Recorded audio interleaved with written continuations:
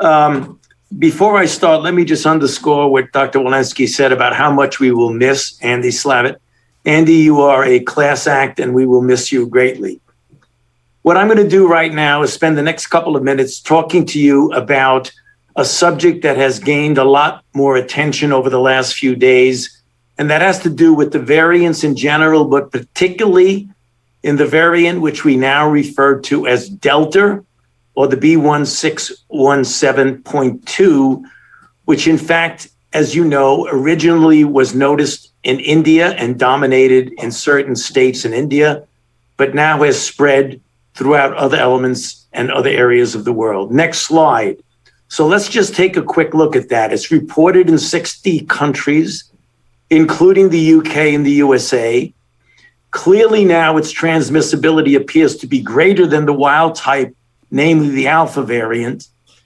It may be associated with an increased disease severity, such as hospitalization risk, compared to Alpha, and in lab tests associated with modest decreased neutralization by sera from previously infected and vaccinated individuals compared to the Alpha. However, fortunately, 2 doses of the Pfizer vaccine and AstraZeneca appear to be effective against the Delta variant.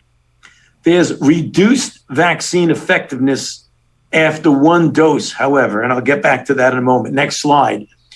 This is a publication from what I had mentioned to you at a previous briefing from Public Health England, and it has to do with the effectiveness of the COVID-19 vaccines against this Delta variant.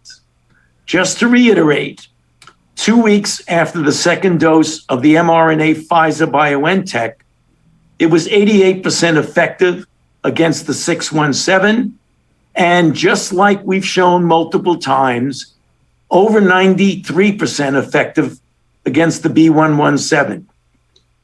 Take a look at the last bullet. 3 weeks after 1 dose, both vaccines, the AZ and the Pfizer-BioNTech, were only 33% effective against symptomatic disease from Delta. Clearly important about why a second dose is so important. Next slide.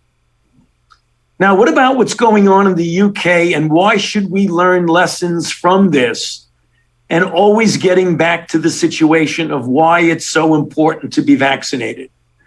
In the UK, the Delta variant is the rapidly emerging as the dominant variant, greater than 60%. It is replacing the B117. The peak transmission in my conversations with and the data associated with the UK, when talking to their health authorities, the transmission is peaking in the younger group of 12 to 20-year-olds.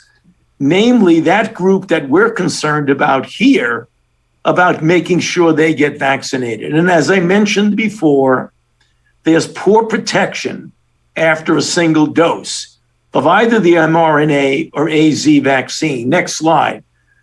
This slide graphically demonstrates in the darker part of the slide, the red, the emergence of the B16172 compared to the lighter pink, which was the original B117. It's essentially taking over. Last slide. So let's look at where we are in the United States.